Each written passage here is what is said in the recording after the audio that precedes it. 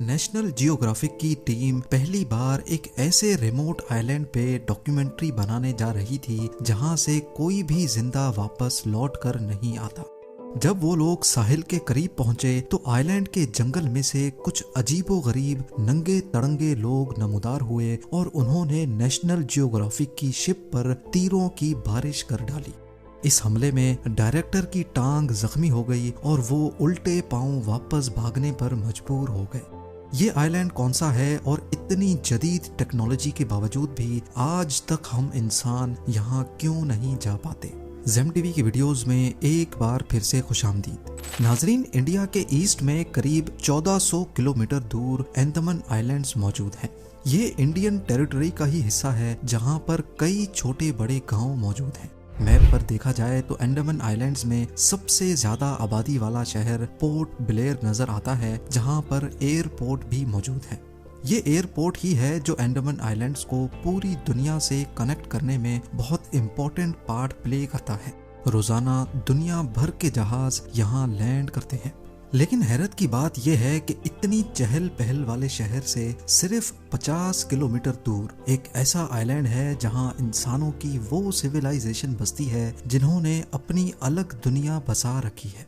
North sentinel island के नाम से पहचाना जाने वाला ये आइलैंड सिर्फ 50 स्क्वायर किलोमीटर बड़ा है, जिसको पूरी तरह से घने दरख्तों ने छुपा रखा है। यही वजह है कि ना ही सैटेलाइट और ना ही किसी ड्रोन से इसके अंदर देखा जा सकता है। इस आइलैंड पर कौन सा कबीला रहता है और इसके अंदर ऐसा क्या राज छुपा है, ये आज तक कोई नहीं जान पाया। हिस्ट्री में कई बार यहाँ जाने की कोशिश की जा चुकी है, लेकिन ये कबीला किसी भी आउटसाइडर को किसी सूरत बर्दाश्त नहीं करता। ये लोग तैश में आ जाते हैं, तीर बरसाते हैं और जान लेना तो इनके लिए कोई मायने ही नहीं रखता। ऐसा माना जाता है कि इन्होंने दुनिया के अंदर दुनिया बसा रखी है जहां ये हजारों सालों से रहते आए हैं। पोर्ट ब्लेयर की मॉडर्न सिटी से सिर्फ 50 किलोमीटर दूर इस आइलैंड पे आज भी शायद स्टोन एज चल रही है। लेकिन आखिर ऐसा क्यों है? ये लोग बाहर की दुनिया से कोई राब्ता क्यों रखना नहीं चाहते? ये सब समझने के लिए हमें नॉर्थ सेंटिनल आइलैंड के इतिहास में झांकना पड़ेगा। सदियों से ये माना जा रहा है कि नॉर्थ सेंटिनल आइलैंड्स पे रहने वाला कबीला ह्यूमन सिविलाइजेशन का वो ग्रोह है जो हमसे किसी दौर में बिछड़ गया था। 26,000 साल पहले समंदर का लेवल बहुत कम हुआ करता था। तब ये आइलैंड नहीं बल्कि एशियन कॉन्टिनेंट का हिस्सा हुआ करता था। ग्लोबल वार्मिंग की वजह से समंदरों का लेवल बढ़ता गया और तभी अंडमान और नॉर्थ सेंटिनल का ताल्लुक हमारी दुनिया से खत्म हो गया और वो एक आइलैंड बनकर रह गए। इसके बाद दुनिया एक के बाद एक तरक्की करती गई, लेकिन इन आइलैंड्स पे रहने वाले लोगों के लिए यही इनकी दुनिया थी। हमें तो इनकी दुनिया के बारे में तब मालूम पड़ा जब ईयर 1789 में एक ब्रिटिश शिप अंडमान आइलैंड्स पे आ पहुंची।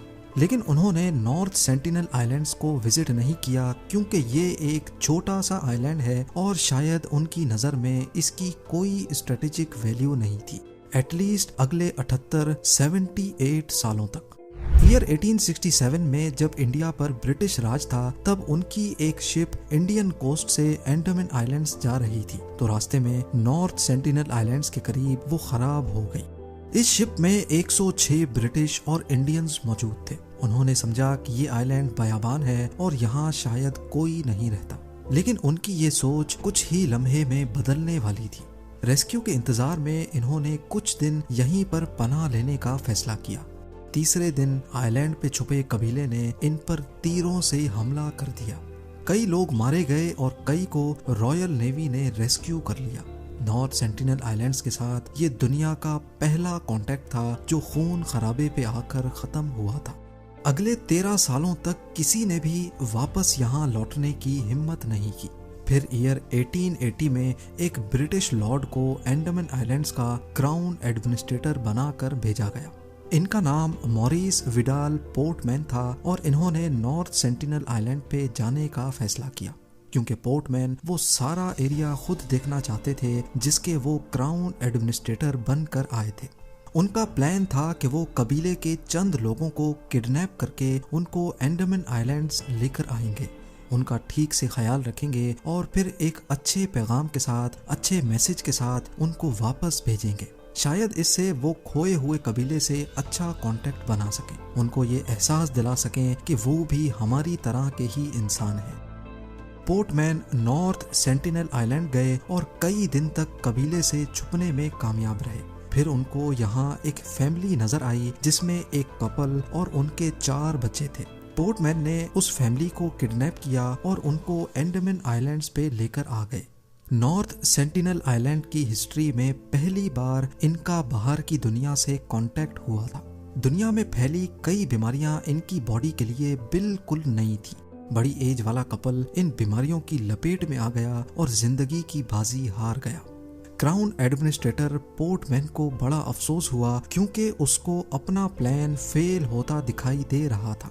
उन्होंने 4 बच्चों को गिफ्ट्स दिए और उनको वापस नॉर्थ सेंटिनल आइलैंड्स भेज दिया। पोर्टमैन ने अपनी डायरी में लिखा कि हमारा मिशन फेल हो गया है, हमने सेंटिनल्स के दिल में मजीद खौफ डाल दिया है और ये बेहतर होगा कि उनको अकेला छोड़ दिया जाए। अब ये भी पॉसिबल है कि लौटने वाले बच्चों ने कबीले के मजीद लोगों में बाहर का वायरस फैला दिया हो, जिससे वहाँ और भी लोग मारे गए हों। और ये भी हो सकता है कि उन्होंने अपने माँ बाप की मौत का जिम्मेदार हमें ठहरा दिया हो। लेकिन उस दिन के बाद से नॉर्थ सेंटिनल के इस कबीले का बाहर की दुनिया पर गुस्सा मजीद बढ़ गया। अगली कई दहाइयों तक कोई गलती से भी नॉर्थ सेंटिनल आइलैंड जाता तो उसको कबीला मारकर उसकी लाश को साहिल पे ही लटका देता था, जो इस बात का सीधा साधा इशारा था कि हमारे पास आने की गलती भी मत करना। 1947 में जब इंडिया आजाद हुआ तो बंटवारे में अंडमान आइलैंड्स तक का सारा एरिया इंडिया के हिस्से में आ गया। यहाँ रहने और बसने वाले तमाम लोग अब इंडियंस कहलाए जाने लगे, जिसमें नॉर्थ सेंटिनल आइलैंड वाला कबीला भी शामिल था। बेशक इस कबीले को तो ये मालूम भी नहीं था कि इंडिया क्या है। इंडियन गवर्नमेंट ने फैसला किया कि इस नाराज कबीले से एक पीसफुल कांटेक्ट किया जाए। 1967 में एक इंडियन एंथ्रोपोलॉजिस्ट त्रिलोकनाथ पंडित ने ये काम अपने सर लिया। वो आइलैंड के गिर्द बोट में चक्कर काटते और गिफ्ट्स फेंकते जाते। वो और कुछ नहीं बल्कि सिर्फ इस कबीले का दिल जीतना चाहते थे। 1974 में नेशनल जियोग्राफिक ने आइलैंड पर एक डॉक्यूमेंट्री बनाना चाहिए जिसका नाम man in search of man रखा गया।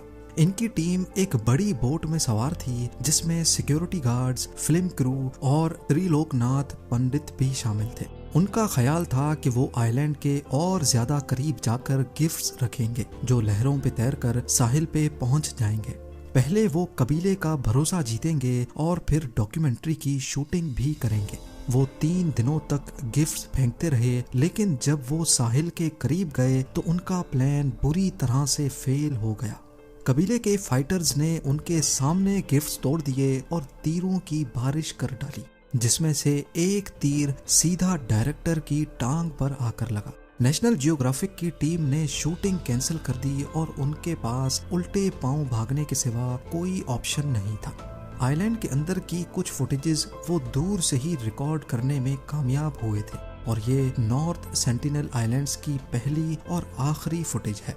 नेशनल जियोग्राफिक ने तो अपना मिशन कैंसिल कर दिया, लेकिन हेड एंथ्रोपोलॉजिस्ट पंडित यहाँ फिर भी आते रहते और कबीले को दूर से ही गिफ्ट्स देकर वापस चले जाते। कई सालों के बाद आखिरकार एक दिन वो कबीले से दोस्ताना कांटेक्ट बनाने में कामयाब हो गए।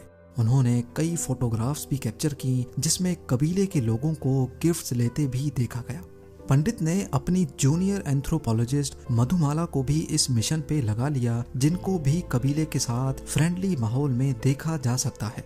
कई सालों तक ये फ्रेंडली माहौल चलता रहा, लेकिन फिर 1981 में एक शिप आइलैंड पे आकर फंस गई।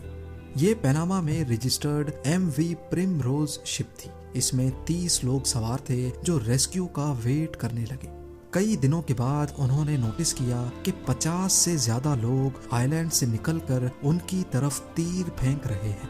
उन्होंने अपनी कंपनी से इमरजेंसी कांटेक्ट किया और हेलीकॉप्टर की मदद से उनको वहां से एयरलिफ्ट कर लिया गया। उनकी शिप आज भी नॉर्थ सेंटिनल आइलैंड के साहिल पे मौजूद है, जिसको गूगल अर्थ पे देखा जा सकता है। एक बात तो क्लियर है कि किसी भी रीजन की वजह से नॉर्थ सेंटिनल आइलैंड के लोग अगर किसी पे रहम दिल रहे हैं तो वो हैं त्रिलोकनाथ पंडित और उनकी जूनियर मधुमाला। लेकिन जब पंडित रिटायर हुए तो इंडियन गवर्नमेंट ने सेंटिनल आइलैंड के तमाम फ्यूचर विजिट्स कैंसिल कर दिए और आइलैंड को सील कर दिया गया। तब से लेकर इसके गिर्द इंडियन नेवी की शिप्स पेट्रोल करती हैं। किसी को भी किसी भी वजह से यहाँ जाने की परमिशन नहीं है। लेकिन बात यहाँ खत्म नहीं हुई। 2006 में 2 मछेरे गलती से इस आइलैंड पे जा पहुंचे। उस एरिया में जो दूसरे मछेरे फिशिंग कर रहे थे, उन्होंने देखा कि कबीले के चंद लोगों ने दोनों मछेरों को उनकी आंखों के सामने मार डाला और उनकी बॉडीज को बीच के किनारे लटका दिया।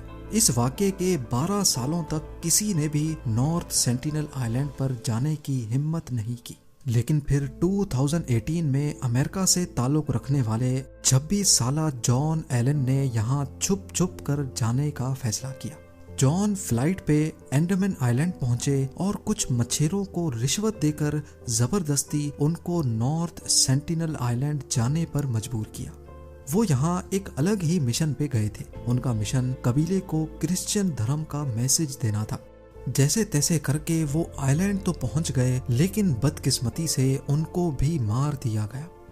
जॉन समेत आज तक पता नहीं कितनी बॉडीज नॉर्थ सेंटिनल आइलैंड्स पर मौजूद हैं जिनको वापस नहीं लाया जा सकता। इंडियन सरकार ने इस कबीले को खुली छूट दे रखी है कि वो जो चाहे अपने आइलैंड पर कर सकते हैं और बाहर की दुनिया पर पाबंदी लगा रखी है कि वो इस आइलैंड के 10 किलोमीटर के रेडियस में भी नहीं जा सकते। नॉर्थ सेंटिनल आइलैंड दुनिया का वाहिद आइलैंड है जहां पर जाना मौत को गले लगाने जैसा है। यहाँ रहने वाले लोग वाकई अकेले रहना चाहते हैं या फिर ये लोग अपने आइलैंड पर मौजूद किसी बहुत बड़े राज को हमसे छुपा रहे हैं, ये आज तक एक मिस्ट्री बनी हुई है।